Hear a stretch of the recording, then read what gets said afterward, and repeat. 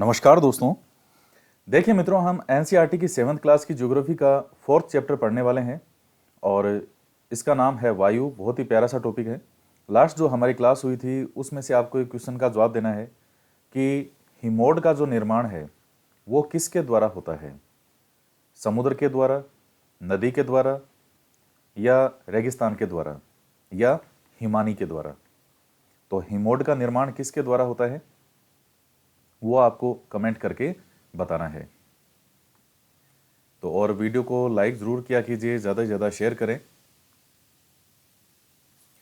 तो next chapter हम पढ़ते हैं वायु। हमारी पृथ्वी चारों ओर से वायु की घनी चादर से घिरी हुई है जिसे वायुमंडल कहते हैं। पृथ्वी पर सभी जीव जीवित रहने के लिए वायुमंडल पर निर्भर हैं। यह हमें सांस लेने के लिए वायु प्रदान करता है एवं सूर्य की किरणों के हानिकारक प्रभाव से हमारी रक्षा करता है।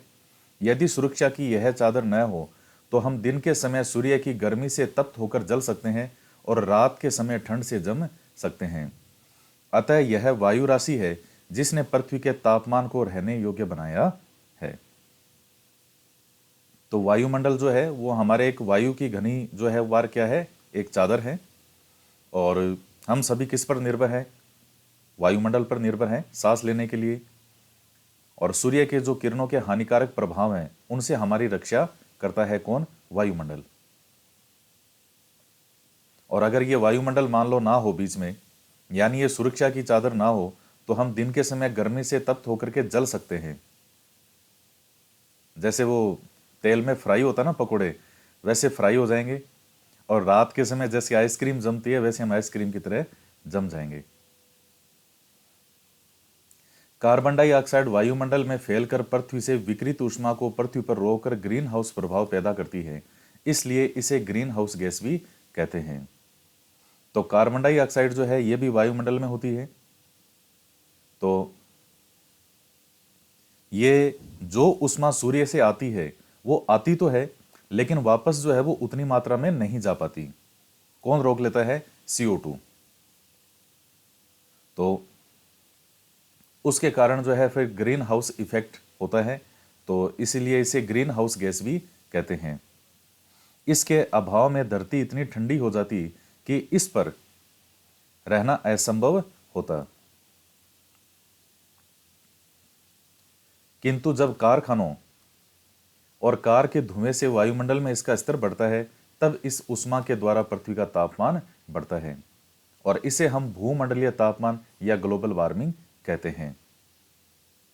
तापमान में इस वृद्धि के कारण पृथ्वी के सबसे ठंडे प्रदेश में जमी बर्फ पिघलती है, जिसके परिणाम स्वरूप समुद्र के जल स्तर में वृद्धि होती है, जिसके तटीय क्षेत्रों में बाढ़ आ सकती है। दीर्घ अवधि में इसके कारण जलवायु में अत्यधिक परिवर्तन हो सकता है, जिसके फलस्वरूप कुछ पौधे और पशु लुप्त हो सकते हैं।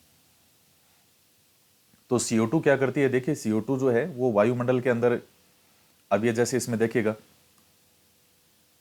ये वायुमंडल में गैसों का अनुपात है। नाइट्रोजन जो है वो कितनी होती है, 78%। ऑक्सीजन होती है 21%। और कार्बन डाइऑक्साइड जो होती है ये है 0.03%। और एक फेवरेट क्वेश्चन है, RPSC का हो चाहे दूसरे संस्थाएं हो, CO2 का वो हमेशा जरूर उनके एक रहता है दिमाग में, क्योंकि ऑक्सीजन सबको याद है, नाइट्रोजन भी सबको याद रहता है। याद करने में दिक्कत आती है कार्बन डाइऑक्साइड को। क्यों? क्योंकि 0.03% लिख देते हैं इसको। ये है कितना, 0.03% है ये। लेकिन देखने में लग रहा है कि इनके अनुपात में बहुत कम मात्रा में है, लेकिन इसका और फिर ऑर्गन है 0.93% और बाकी जो है अन्य सभी 0.04%। तो ये क्या करती है, CO2 जो गैस है इसकी जो ये मात्रा है 0.03%। तो इस मात्रा में रहते हुए इसका काम क्या होता है कि जो भी सूर्य की ऊष्मा है, ये जैसे ये CO2 है यहाँ फैली हुई जैसे मान लीजिए, और जो भी सूर्य की रोशनी आती है, जो तापमान है सूर्य का, जो प्रकाश आता है, जो ऊष्मा आती है, वो पृथ्वी पर आती तो है, लेकिन वापस जितनी आती है उतनी जो है वो वापस नहीं जाती। तो ये जो CO2 है ये उसको रोकने का काम करती है, उस ऊष्मा को।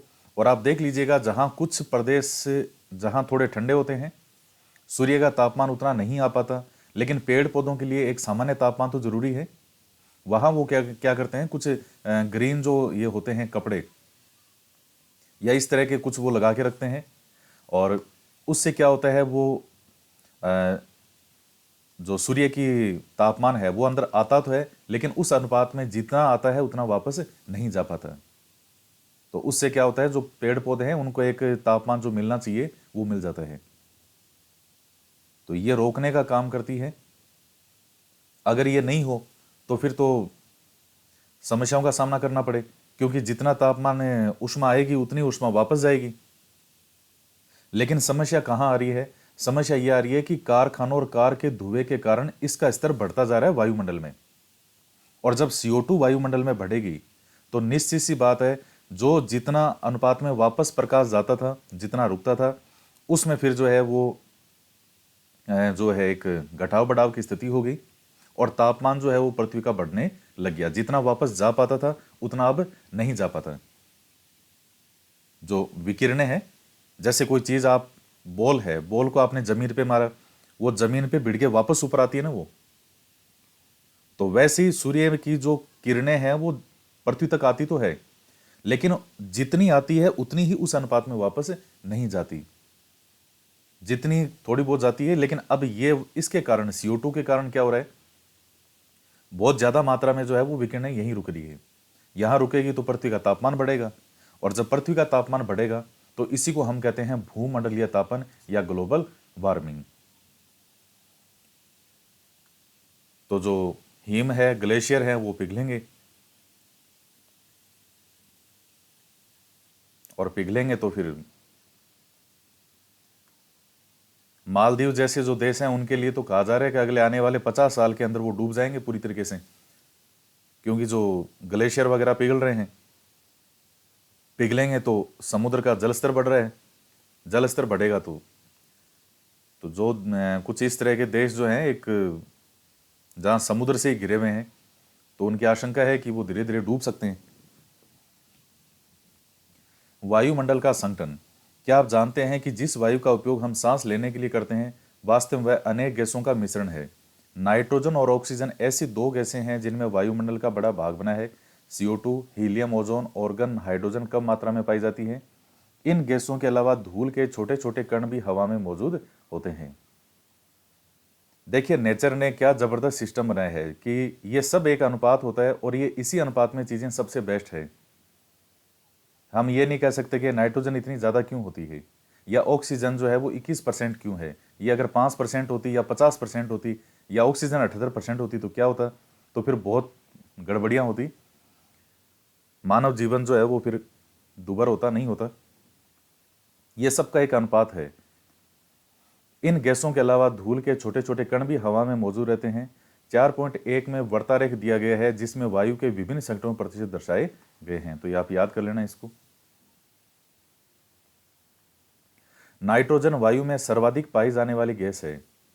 जब हम सांस लेते हैं तब फेफड़ों में कुछ नाइट्रोजन भी ले जाते हैं और फिर उसे बाहर निकाल देते हैं, परंतु पौधों को अपने जीवन के लिए नाइट्रोजन की आवश्यकता होती है। ये सीधे वायु नाइट्रोजन से नहीं ले पाते। मृदा तथा कुछ पौधों की जड़ों में रहने वाले जीवाणु वायु से नाइट्रोजन लेकर इसका स्वरूप बदल देते हैं, जिससे पौधे इसका प्रयोग कर सकें। अब तो हमारे नाक और मुंह, हम तो सीधा सांस ले लेते हैं। अब इनके तो पौधों के ऐसा सिस्टम नहीं है इसमें। तो जड़ों में रहने वाले जो जीवाणु हैं, उनके माध्यम से नाइट्रोजन को लेकर के इसका स्वरूप बदलते हैं, फिर पौधे इसको ग्रहण करते हैं। वो पूरा एक साइकिल होता है, एक चक्र होता है। एक जीवाणु होता है राइजोबियम। ऑक्सीजन वायु में प्रचुरता से मिलने वाली दूसरी गैस है। मनुष्य तथा पशु सांस लेने में वायु से ऑक्सीजन प्राप्त करते हैं। हरे पादप प्रकाश संश्लेषण द्वारा ऑक्सीजन उत्पन्न करते हैं। इस प्रकार वायु में ऑक्सीजन की मात्रा समान बनी रहती है। यदि हम वृक्ष काटते हैं तो यह संतुलन बिगड़ जाता है। कार्बन डाइऑक्साइड अन्य महत्वपूर्ण गैस है। हरे पादप अपने भोजन के रूप में CO2 का प्रयोग करते हैं और ऑक्सीजन वापस देते हैं। मनुष्य और पशु कार्बन डाइऑक्साइड गैस बाहर निकालते हैं। मनुष्यों तथा पशुओं द्वारा बाहर छोड़ी जाने वाली CO2 की मात्रा पादपों द्वारा प्रयोग की जाने वाली गैस के बराबर होती है, जिससे यह संतुलन बना रहता है। परंतु यह संतुलन कोयला और खनिज तेल आदि ईंधनों के जलाने से गड़बड़ा जाता है। वे वायुमंडल में प्रतिवर्ष करोड़ों टन CO2 की बढ़ोतरी करते हैं। परिणाम स्वरूप कार्बन डाइऑक्साइड का बढ़ा हुआ आयतन पृथ्वी पर मौसम और जलवायु को प्रभावित करता है। तो क्या है, मनुष्य और पशु जो होते हैं वो सांस लेने में ऑक्सीजन प्राप्त करते हैं, ग्रहण करते हैं, ऑक्सीजन के माध्यम से सांस लेते हैं। और जो वृक्ष हैं वो CO2 ग्रहण करते हैं भोजन के रूप में और ऑक्सीजन वापस देते हैं। और मनुष्य और पशु जो है ऑक्सीजन ग्रहण करते हैं और CO2 बाहर छोड़ते हैं। तो ये जो एक बैलेंस है ये बना रहता है। लेकिन जब ईंधन वगैरह इतना जलाया जाएगा तो फिर उससे CO2 की मात्रा बहुत ज्यादा बढ़ जाती है। इसलिए कहते हैं कि वृक्ष खूब लगाओ। जब वायु गर्म होती है तो फैलती है और हल्की होकर ऊपर उड़ती है। ठंडी वायु सघन और भारी होती है, इसलिए इसमें नीचे रहने की प्रवृत्ति होती है।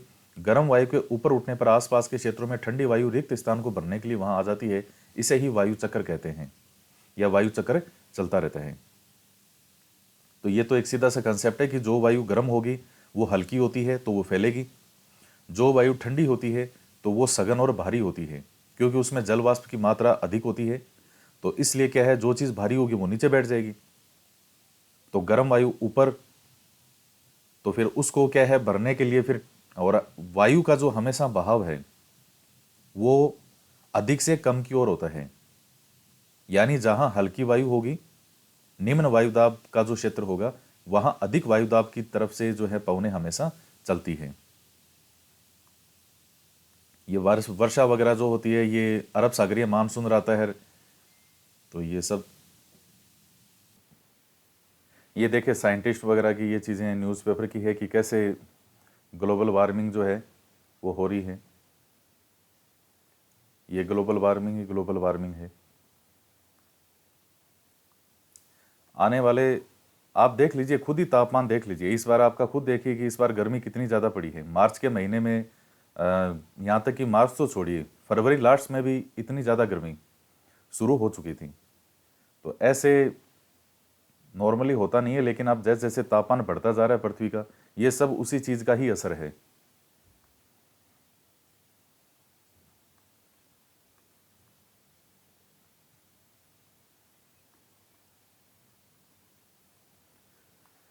वायुमंडल की संरचना। हमारा वायुमंडल 5 परतों में विभाजित है। पृथ्वी की सतह से आरंभ होती है सोममंडल, समताप मंडल, मध्य मंडल, बाह्य वायुमंडल और बहिर्मंडल। सबसे पहले बात करते हैं सोममंडल की। यह परत वायुमंडल की सबसे महत्वपूर्ण परत है। सबसे महत्वपूर्ण परत है, यह पॉइंट इसमें महत्वपूर्ण है। इसकी औसत ऊंचाई 13 किलोमीटर है। हम इसी मंडल में मौजूद वायु में सांस लेते हैं। यानी जो हमारी सतह है जहां हम रहते हैं पृथ्वी पर, तो हमारी सतह से 13 किलोमीटर की ऊंचाई तक जो है वो कौन सा है, सौरमंडल। मौसम की लगभग सभी घटनाएं जैसे वर्षा, कोहरा, ओलावर्षण इसी परत के अंतर्गत होती है। इसके बाद में आता है समताप मंडल। सौरमंडल के ऊपर का भाग समताप मंडल कहलाता है, लगभग 50 किलोमीटर की ऊंचाई तक। यह परत बादलों और मौसम संबंधी घटनाओं से लगभग मुक्त होती है। इसके फलस्वरूप यहां की परिस्थितियां हवाई जहाज उड़ाने के लिए आदर्श होती है। समताप मंडल की एक महत्वपूर्ण विशेषता है कि इसमें ओजोन गैस की परत होती है। यह परत सूर्य से आने वाली हानिकारक जो पराबैंगनी किरणें होती है उनसे हमारी रक्षा करती है। तो जो पराबैंगनी किरणें होती है वो इतनी ज्यादा हानिकारक होती है कि उससे जो स्किन का कैंसर तक हो सकता है। लेकिन ओजोन जो परत है ये भी धीरे धीरे, चूंकि इतने ज्यादा जो ये हो रहे हैं साधन, जिनके कारण जो है ओजोन गैस का भी एक होल है और वो धीरे धीरे इतना बड़ा होता जा रहा है कि पराबैंगनी किरणें जो है वो डायरेक्ट पृथ्वी तक आ रही है। तो ओजोन परत जो है वो रोकने का काम करती है सूर्य की हानिकारक गैसों से। तो ध्यान रखिएगा, हवाई जहाज उड़ाने के लिए आदर्श जो एक जगह है वो कौन सी है? समताप मंडल, क्योंकि वहां पर ये वर्षा, बारिश होना और ये जो जैसे पक्षी वगैरह ये चीज़ें वहाँ समताप मंडल में सामान्यतया नहीं होती। तो हवाई जहाज आराम से उड़ता रहता है।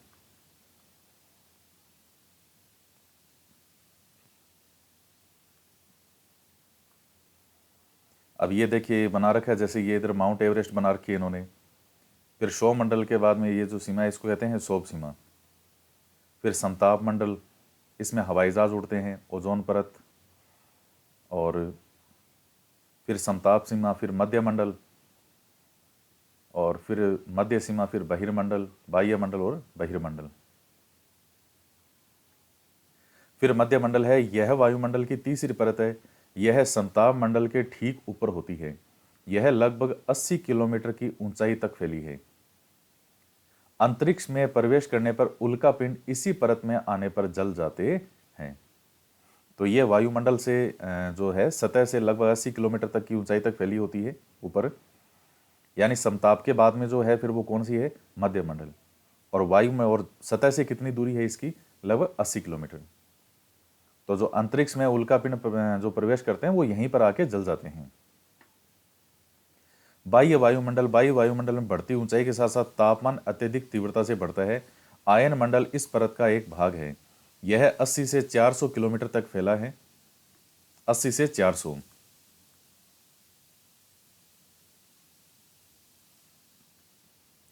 रेडियो संचार के लिए इस परत का उपयोग होता है। वास्तव में पृथ्वी से प्रसारित रेडियो तरंगे इस परत द्वारा पुनः पृथ्वी पर परावर्तित कर दी जाती है। तो ये जो रेडियो तरंगे वाला जो है वो किस में होता है? इसमें बाह्य मंडल। फिर आता है बहिर्मंडल। वायुमंडल के सबसे ऊपरी परत को बहिर्मंडल के नाम से जानते हैं। यह वायु की पतली परत होती है। हल्की गैसें जैसे हीलियम और हाइड्रोजन यहीं से अंतरिक्ष में तैरती रहती है। तो ये 5 मंडल हैं: क्षोभ, समताप, मध्य, बाह्य और बहिर्मंडल। क्षोभ मंडल के अंदर क्या होता है? जो भी वायुमंडल से संबंधित घटनाएं हैं, बारिश होना, ओले पड़ना, ये सब चीजें कहाँ होती है? क्षोभ मंडल में। तो उसके बाद समताप मंडल आता है। इसमें जहाज, जो हवाई जहाज हैं वो इसी में उड़ते हैं, क्योंकि यहाँ शांत होता है मौसम। यहाँ ये वायुमंडलीय घटनाएं वगैरह जो हैं, आप जैसे हवाई जहाज में बैठते हैं तो जब वो समताप मंडल में उड़ रहा होता है, जो हवाई जहाज का कैप्टन होता है वो बोल के बताता है कि हम इतने जो है किलोमीटर या मीटर की ऊंचाई पर उड़ रहे हैं। तो आपको बादल नीचे दिखाई देते हैं, यूं आप ऊपर उड़ रहे हो और आपको नीचे ऐसे बादल दिखाई देते हैं।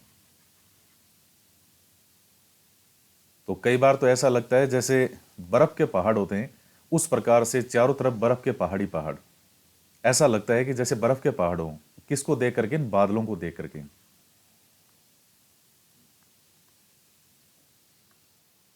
मैं जब ये अंडमान निकोबार गया था, तो चूंकि फ्लाइट जो थी वो यहाँ से शायद चेन्नई थी, चेन्नई से थी आगे ये पोर्ट ब्लेयर। तो जब प्लेन बंगाल की खाड़ी के ऊपर से उड़ रहा था तो चारों तरफ इतने वो घने घने बादल ही बादल थे कि ऐसे लग रहा था बर्फ के पहाड़ है। तो नज़ारा वैसे तो बहुत सुंदर था, लेकिन मुझे ऐसे फील हुआ कि अगर ये जहाज अभी नीचे गिर जाए तो घर वालों को बॉडी भी नहीं मिलेगी। क्या भाई साहब गए कहाँ? इतनी बड़ी बंगाल की खाड़ी के अंदर पूरा जहाज कहाँ समा गया? क्योंकि सारा फिर वो पानी पानी है। वो तो इधर दक्षिण भारत से, चेन्नई से लेकर के फिर पूरा पोर्ट ब्लेयर तक, बीच में कोई स्टॉपेज नहीं है। वो पूरा पानी में से पूरे बंगाल की खाड़ी के ऊपर से उड़ती है वो।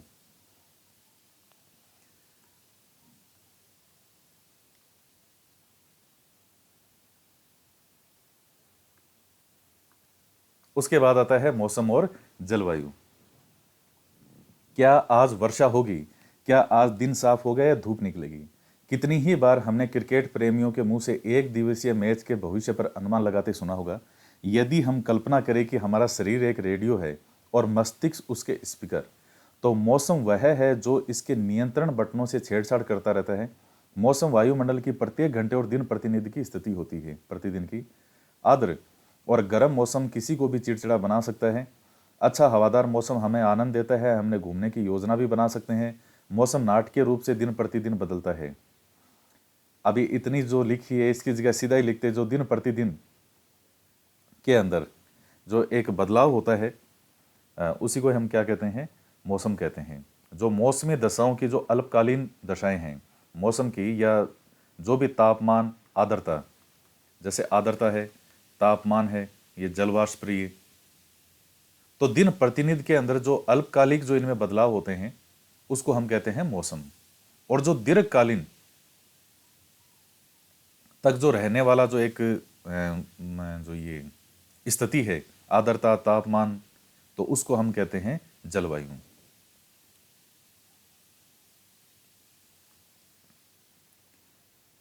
तो मौसम क्या है, अल्पकालिक घटनाएं। आज मौसम अच्छा हो गया, हम कहते हैं कि आज मौसम बहुत अच्छा है।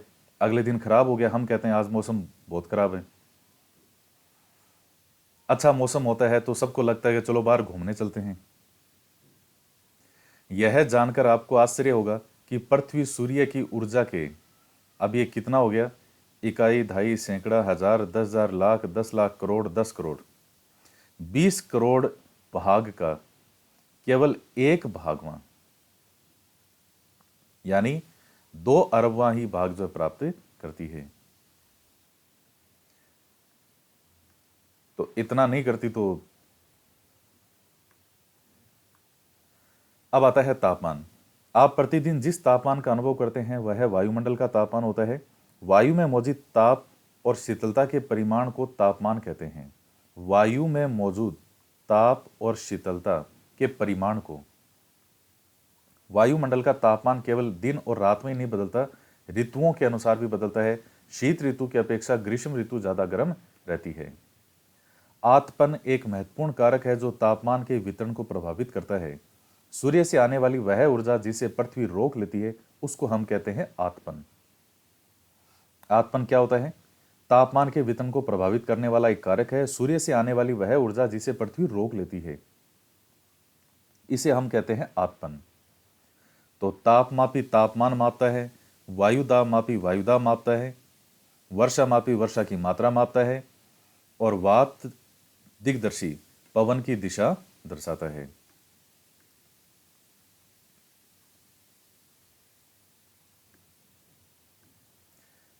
आतपन यानी सूर्य तप की मात्रा भूमध्य रेखा से ध्रुवों की ओर घटती है, इसलिए तापमान उसी प्रकार घटता जाता है। जो सूर्य तप की मात्रा है ध्रुवों की ओर घटती है तो तापमान भी उसी प्रकार घटता जाता है। क्या अब आप समझ गए होंगे कि ध्रुव बर्फ से क्यों ढके हुए हैं? यदि पृथ्वी का तापमान अत्यधिक बढ़ जाता है तो यह इतनी गर्म हो जाएगी कि यहाँ कुछ फसलें नहीं उग सकेगी। गांवों की अपेक्षा नगरों का तापमान अधिक होता है। दिन के समय में ऐसा फेल्ट से बनी सड़कें, धातु और कंक्रीट से भवन गर्म हो जाते हैं, और रात के समय यह ऊष्मा मुक्त हो जाती है। नगर के भीड़ भाड़ वाले भवन, ऊंचे भवन गर्म वायु को रोक लेते हैं, जिससे नगरों का तापमान बढ़ जाता है। तो ये जो घर वगैरह बने होते हैं, अब वो आजकल इस तरह से बने होते हैं कि ऊष्मा जो है वो पूरी तरह से बाहर निकल नहीं पाती, तो घर जो है वो भट्टी की तरह तपते हैं। गाँव के अंदर देखिए, जो पहले मकान जो है ये चूना पत्थर के बनते थे, और आज भी वो वैसे ही ठंडे रहते हैं जैसे पहले थे। ये सिटी के अंदर जितने अजीब अजीब तरह से आ रहे हैं कि आजकल ये चीज़ भी है, फलाना ये भी लगता है, मकान और मजबूत होता है, ये और वो गांव वाले 100-100 साल पुराने घर थे, वो आज भी वैसे ही बने हुए हैं। और बनाने वाले भी कौन थे? जो खुद घर के लोग थे वही बना लेते थे। तो आज भी वो वैसे ही ठंडे हैं, इतनी गर्मी के अंदर भी। तो आधुनिकता के कारण इंसान जो दूसरी सुविधाएं देख रहा है, वो सुविधा नहीं होकर के वो उसके लिए नुकसान ही करती है। वो फिर गर्मी ज़्यादा पड़ती है तो फिर ज़्यादा क्या बिकते हैं? एसी बिकते हैं। और ये सब एक मिली भगत ही होती है। ये देखने में लगता है कि नहीं होता होगा, ये सब की आपस में मिली भगत होती है। जब भवन इस प्रकार से बनेंगे तो एसी अपने आप ही ज़्यादा बिकेंगे। लोगों के पास में पैसे हैं, एसी ज़्यादा खरीदेंगे। कूलर ऐसे ऐसे नई नई डिज़ाइन के कूलर आते हैं, नई नई चीज़ें आ रही है।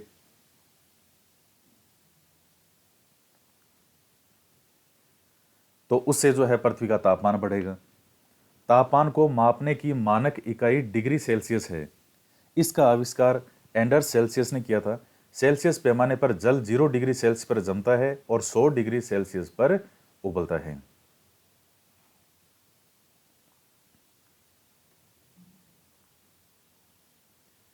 वायु दाब। आपको जानकर आश्चर्य होगा कि वायु हमारे शरीर पर उच्च दाब के साथ बल लगाती है, किंतु हम इसका अनुभव नहीं करते हैं। यह इसलिए होता है क्योंकि वायु का दाब हमारे ऊपर सभी दिशाओं से लगता है और हमारा शरीर विपरीत बल लगाता है। तो वायु हमारे शरीर पर भी क्या है, उच्च दाब के साथ बल लगाती है। तो वायु का दाब हमारे ऊपर सभी दिशाओं से लगता है। पृथ्वी की सतह पर वायु के भार द्वारा लगाया गया दाब वायु दाब कहलाता है। भाई वायु के अंदर भी तो एक दाब होता है, वायु में भी तो भार होता है, तो उसका दाब तो लगता ही है पृथ्वी पे। वायुमंडल में ऊपर की ओर जाने पर दाब तेजी से गिरता है। समुद्र स्तर पर वायु दाब सर्वाधिक होता है और ऊंचाई पर जाने पर यह घटता है। वायु दाब का क्षैतिज वितरण किसी स्थान पर उपस्थित वायु के ताप द्वारा प्रभावित होता है। दाब कितना रहेगा, कितना फैलेगा, यह वहां वायु का जो ताप है उस पर निर्भर करता है। यह निम्न दाब का क्षेत्र बनाता है। निम्न दाब अधिक तापमान वाले क्षेत्रों में वायु गर्म होकर ऊपर उठती है, यह निम्न दाब का क्षेत्र बनेगा। निम्न दाब बादल युक्त आकाश और नम मौसम के साथ जुड़ा होता है। कम तापमान वाले क्षेत्रों में वायु ठंडी होगी, यह भारी होती है, और भारी वायु नियमित होकर उच्च दाब का क्षेत्र बनाती है। उच्च दाब के कारण स्पष्ट और स्वच्छ आकाश होते हैं। वायु सदैव उच्च दाब क्षेत्र से निम्न दाब की ओर गमन करती है। तो इसमें कई चीजें हैं। एक तो यह है कि पृथ्वी पर वायु का दाब लगता है। दूसरी बात, वायु दाब जो है उसका वितरण उस वायु के ताप द्वारा प्रभावित होता है। ताप ज्यादा होगा तो वायु हल्की होकर ऊपर उड़ती है, तो वहां एक निम्न वायु दाब का क्षेत्र बनेगा। जहां ताप कम होगा तो वायु भारी हो जाएगी, क्योंकि वाष्प की मात्रा, जल वाष्प की मात्रा बढ़ जाएगी उसमें। तो और वायु जो है वो सदैव उच्च दाब से निम्न दाब की ओर गमन करती है। देखिए, हमें आज सामने यूं ऐसा लगता है कि जैसे जल वाष्प कहीं नहीं है, मतलब सामने यूं लगता है कि जल की बूंदे कहाँ हैं। आप कोई स्टील का गिलास लीजिए, स्टील के गिलास के अंदर बहुत बर्फ जैसा ठंडा पानी जो है उसमें डालिए आप, और आप देखेंगे कि उस स्टील के गिलास के बाहर आपको बूंदे बूंदे दिखाई देगी। अब मैं जब छोटा था तो मुझे लगता था इसके स्टील के गिलास में ऐसा क्यों होता है कि उसमें बर्फ जैसा अगर पानी डाल दो तो बाहर ये बूंदे बूंदे निकल जाती है। स्टील के गिलास में से बाहर कैसे निकल गई है? तो वो बाहर नहीं निकली है, वो बाहर वायु के अंदर जो जल वाष्प की मात्रा है, वो जल वाष्प जब उस ठंडी सतह के संपर्क में आया तो वो बूंदों में कन्वर्ट हो गया। तो ये चीज ये क्या बताता है कि हमारे चारों तरफ जो है वो जल वाष्प की मात्रा होती है। तो जल वाष्प की मात्रा ज्यादा होगी तो हवा भारी होगी। वो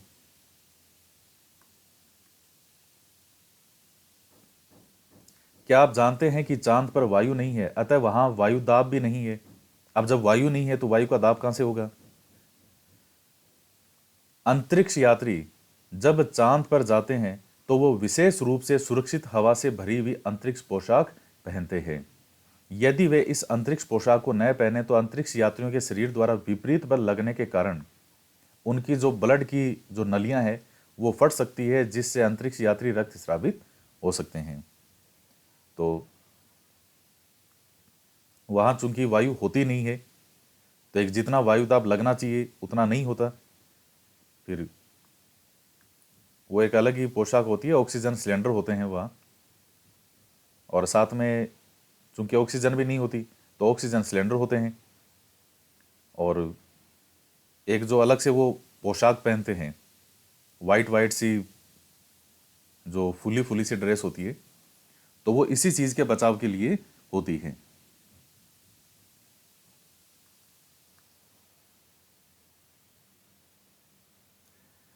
फिर आता है पवन।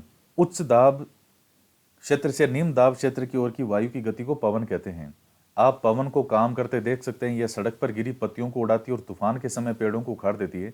कभी कभी जब आप पवन धीरे बहती है तो आप इसे महीन धूल या धुएं के उड़ाते देख सकते हैं। कभी कभी पवन इतनी तेज होती है कि इसकी विपरीत दिशा में चलना कठिन हो जाता है। आपने अवश्य अनुभव किया होगा कि तेज पवन में छाता लेकर चलना आसान नहीं है। 3 अन्य उदाहरण सोचिए जब तेज पवन के कारण आपके लिए समस्या उत्पन्न हुई हो। पवन को मुख्यतः 3 प्रकारों में विभाजित किया जा सकता है। तो अब इधर क्या है, पवन का नाम उसके आने की दिशा के आधार पर निर्धारित होता है। पश्चिम में आने वाली पवन को, पश्चिम से आने वाली पवन को हम पश्चिमी या पछुआ पवन कहते हैं।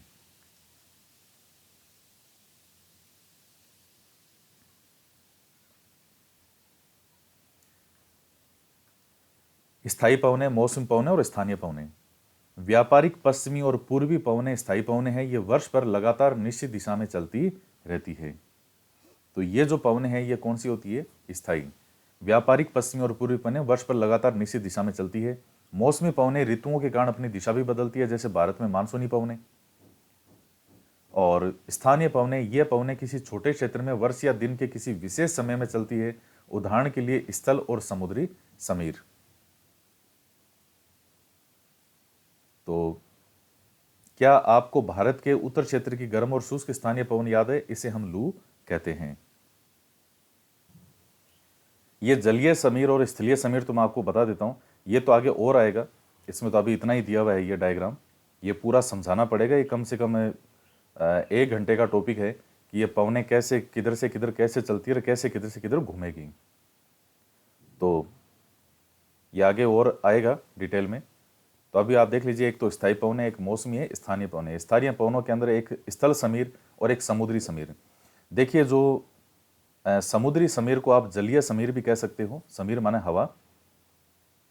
तो जो स्थलीय समीर है ये तो चलती है रात में, और जो जलीय समीर है वो चलती है दिन में। कैसे? दिन में क्या होता है, ये जैसे मान लीजिए ये समुद्र है, ये यहां ये समुद्र है और ये इधर भाग है स्थल वाला। अब दिन की जो स्थिति है वो क्या होता है कि ये जो स्थल वाला भाग है वो जल्दी गर्म होता है पानी के बजाय। ये पानी है और ये स्थल है, तो दिन के अंदर जो स्थल वाला भाग है वो जल्दी गर्म होता है और पानी जो है वो धीरे धीरे गर्म होता है। तो चूंकि स्थल भाग ज्यादा गर्म होता है, जल्दी गर्म होता है, तो यहां निम्न वायुदाब का क्षेत्र बन जाता है, जबकि समुद्र के अंदर फिर उच्च वायुदाब का क्षेत्र बन जाएगा। तो दिन के अंदर जो हवाएं चलती है वो समुद्र से स्थल की ओर चलती है। इसी चीज को हम कहते हैं जलीय समीर, यानी जिधर से हवा आएगी उसी के नाम से हमने बना दिया। जल की तरफ से आ रही है दिन में तो जलीय समीर। रात को क्या होता है कि जो स्थल भाग है वो ज्यादा जल्दी जो है वो ठंडा होता है, जल्दी ठंडा होगा तो यहां उच्च वायुदाब का केंद्र बन जाएगा, जबकि वहां जो पानी है वो धीरे धीरे ठंडा होगा, वहां निम्न वायुदाब का केंद्र बन जाएगा। तो रात को जो है वो हवाएं किधर से किधर चलेगी, स्थल से जल की तरफ। तो इसी चीज को हम क्या कहते हैं, स्थलीय समीर कहते हैं, स्थल समीर कहते हैं। स्थल से जल की तरफ, कब? रात को, क्योंकि जो स्थल वाला भाग है वो जल्दी ठंडा हो जाता है। जल्दी ठंडा होने के कारण यहां उच्च वायुदाब का केंद्र बन जाएगा रात को, और समुद्र के अंदर क्या बन जाएगा, कम वायुदाब का क्षेत्र बना रहता है। तो ये किसके कारण हो रहा है? स्थल जल्दी गर्म होता है, जल्दी ठंडा होता है। जल जो है वो धीरे गर्म होगा, धीरे ठंडा होगा। तो इसके कारण स्थलीय समीर और जलीय समीर। बाकी ये जो है ये पौने वगैरह तो इस चैप्टर के अंदर तो डिटेल में नहीं लिखा हुआ, सिर्फ ये एक चैप्टर ही दिया है, वायुदाब पेटियां कहते हैं इनको। लेकिन ये पूरा अलग से पूरा टॉपिक है, 1 घंटे का टॉपिक होगा कम से कम, सारी चीजें दूसरी समझानी पड़ेगी इसमें। तो अभी तो आप इसमें नाम नाम देख लो। ये भूमध्य रेखीय निम्न दाब है जिसको डोलड्रम, फिर ये 23.5 डिग्री उत्तर, 23.5 डिग्री दक्षिण, तो ये करक रेखा, ये मकर रेखा, ये उत्तरी पूर्वी व्यापारिक पवनें, ये दक्षिणी पूर्वी व्यापारिक पवनें। फिर ये 30 से 35 डिग्री के बीच उपोष्ण उच्च दाब, हॉर्स अक्षांश, हॉर्स अक्षांश। फिर ये सनातन पछुआ पवन, फिर अधो ध्रुवीय निम्न दाब, फिर ध्रुवीय पूर्वी पवन, फिर उच्च दाब। तो इसको पूरा अलग से समझेंगे हम।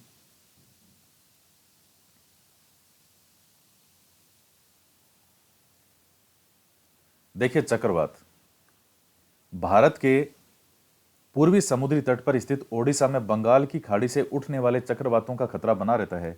17 से 18 अक्टूबर 1999 को राज्य के 5 जिलों में चक्रवात आया। 29 अक्टूबर 1999 को एक अन्य महाचक्रवात आया जिससे राज्य के बड़े भाग में तबाही मचाई। मुख्यतः पवन का वेग, वर्षा और ज्वारीय प्रोत्कर्ष से हानियां हुई।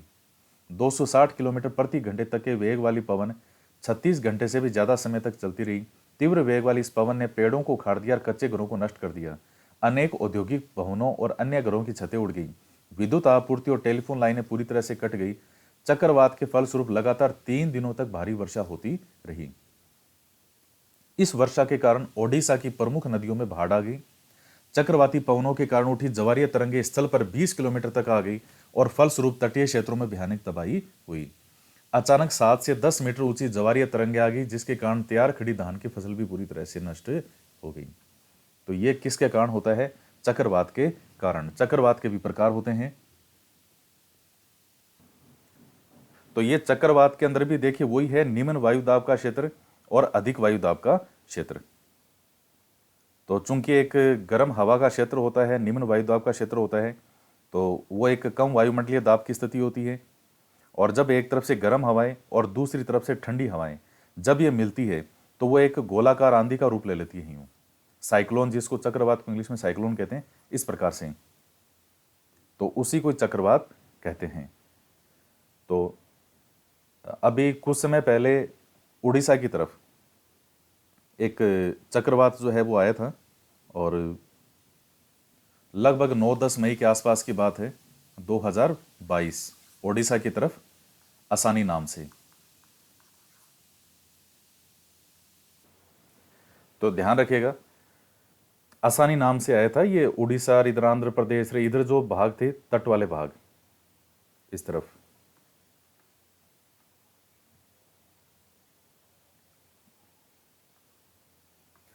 पच्चीस अक्टूबर 1999 को पूर्वी पोर्ट ब्लेयर के निकट थाईलैंड की खाड़ी में अवदाब के कारण यह चक्रवात उत्पन्न हुआ और धीरे धीरे उत्तर पश्चिमी दिशा में बढ़ा। गहन होकर इसने महाचक्रवात का रूप धारण कर लिया। 29 अक्टूबर को सुबह 10:30 बजे ओडिशा के इरेसामा एवं बालिकुड़ा के बीच के क्षेत्रों को प्रभावित किया। तो अब चूंकि समसामयिक से रिलेटेड प्रश्न अगर कोई करंट का किसी एग्जाम में आता है तो अभी 1999 वाला तो वैसे नहीं पूछता वो, बाकी आपकी जानकारियों के लिए जरूर है।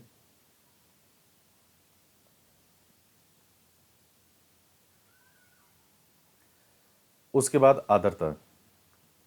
जब जल पृथ्वी और विभिन्न जलाशयों से वाष्पित होता है तो यह जलवाष्प बन जाता है। वायु में किसी भी समय जलवाष्प की मात्रा को आर्द्रता कहते हैं। जब वायु में जलवाष्प की मात्रा अत्यधिक होती है तो उसे हम आर्द्र दिन कहते हैं। जैसे जैसे वायु गर्म होती है इसकी जलवाष्प धारण करने की क्षमता भी बढ़ती जाती है, उस प्रकार ये और अधिक आर्द्र होती है। आर्द्र दिन में कपड़े सूखने में काफी समय लगता है और हमारे शरीर से पसीना आसानी से नहीं सूखता, हम असहज महसूस करते हैं। जब जलवाष्प ऊपर उठता है तो यह ठंडा होना शुरू हो जाता है। जलवाष्प संघनित होकर ठंडा होकर फिर जल की बूंदें बनाते हैं।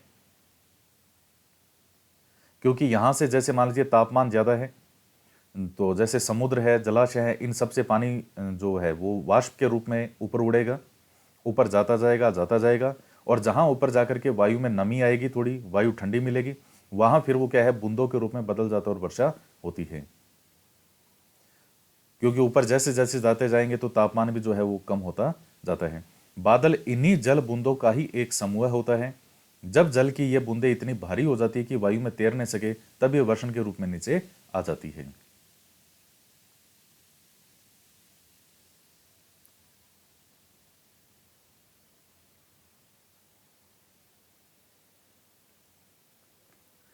पृथ्वी पर जल के रूप में गिरने वाला वर्षण जो है वो वर्षा कहलाता है। ज्यादातर भूमि का जल वर्षा जल से ही प्राप्त होता है। पौधे जल संरक्षण से मदद करते हैं। जब पहाड़ी पार्श्वों से पेड़ काटे जाते हैं, वर्षा जल अनावर्त पहाड़ों से नीचे बहता और निचले इलाकों में बाढ़ का कारण बनता है। तो क्रिया विधि के आधार पर वर्षा के 3 प्रकार होते हैं: संवहनी वर्षा, पर्वतीय वर्षा और चक्रवाती वर्षा। तो ये संवहनी वर्षा, ये पर्वतीय वर्षा और ऊपर जो डायग्राम था वो चक्रवाती वर्षा का था। ये ठंडी वायु और गर्म वायु जब मिलती है, ये आर्द्र वायु पर्वत की तरफ, और यह है संवहनी वर्षा।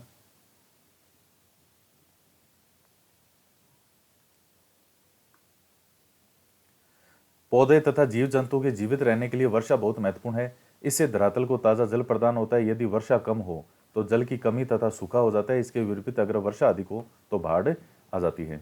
वर्षण के दूसरे रूप हिम, सहिम, वृष्टि और ओला हैं। ये सभी वर्षा के रूप हैं।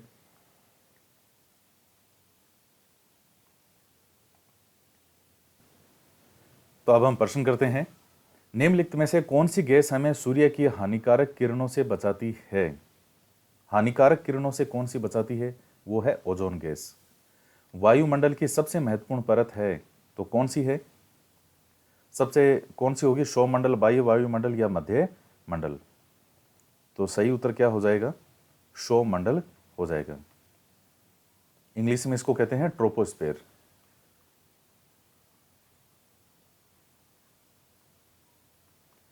इसके बाद में वायुमंडल की निम्न परतों में से कौन सी बादल विहीन है? बादल विहीन, तो शो में तो है बादल, इसके ऊपर समताप थी, सप्ताह में नहीं होते, तभी हवाई जहाज वहां उड़ते हैं।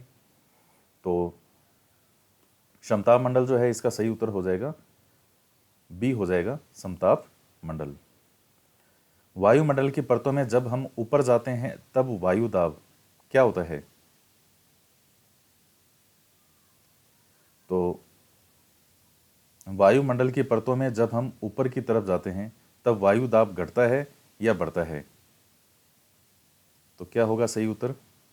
घटता है, बी हो जाएगा, डिक्रीज होता है। जब वृष्टि तरल रूप से पृथ्वी पर आती है तो उसे हम क्या कहते हैं? क्लाउड कहते हैं, रेन कहते हैं या स्नो कहते हैं? तो सही उत्तर क्या हो जाएगा? वर्षा हो जाएगा, रेन। तो ये 5 प्रश्न हो गए। अब ये मिलान करने वाले हैं। व्यापारिक पवन, लू, मानसून, पवन, सूर्य से आने वाली ऊर्जा, मौसम पवन, पवन की क्षैतिज गति, ओजोन गैस की परत, स्थायी पवन और स्थानीय पवन। आप वीडियो को स्टॉप करके और इनको आपस में मिलान करो और मैं इसका आगे आंसर आपको बताता हूं कि क्या होगा। देखिए, सबसे पहले व्यापारिक पवन को देखिए, ये कैसी पवन है? इनमें से क्या है ये? तो ये एक स्थायी पवन है। कै का हो जाएगा 5वां, स्थायी पवन। उसके बाद लू जो है ये कैसी पवन होती है? लू एक स्थानीय पवन होती है। उसके बाद मानसून जो है वो क्या है? ये वाला नहीं होगा, ये क्षैतिज गति नहीं होगा, ओजोन गैस की परत नहीं होगा। मौसमी पवन, मानसून का हो जाएगा मौसमी पवन है ये। और फिर आता है डी, पवन। तो पवन क्या हो जाएगा? पवन क्या हो जाएगा? ये पवन की क्षैतिज गति, ये वाला ऑप्शन हो जाएगा। तो ये 4 हो गए, इन्होंने 6 दिए थे इधर, ये 4 में से 4 मिलान हो गए। तो इस प्रकार से तो व्यापारिक पवन एक स्थायी पवन है, लू एक स्थायी पवन है ना, व्यापारिक पवन एक स्थायी पवन, लू एक स्थानीय पवन, मानसून क्या हो गया? मौसमी पवन, पवन हो गया पवन की क्षैतिज गति। तो ये आपका 4th चैप्टर जो है ये कंप्लीट होता है ज्योग्राफी का। तो बहुत शानदार शानदार चैप्टर हैं और इनमें बहुत ज़बरदस्त चीज़ें हैं। मैटर उतना नहीं होता, कम मैटर होता है, वन लाइनर चीज़ें हैं। तो इनको आप अच्छे से करते हैं तो बहुत ज़्यादा बेनिफिट है आपको। तो इस वीडियो के अंदर इतना ही। वीडियो को लाइक ज़रूर करें, ज़्यादा से ज़्यादा शेयर करें। तो मिलते हैं नेक्स्ट वीडियो में। जय हिंद, जय भारत।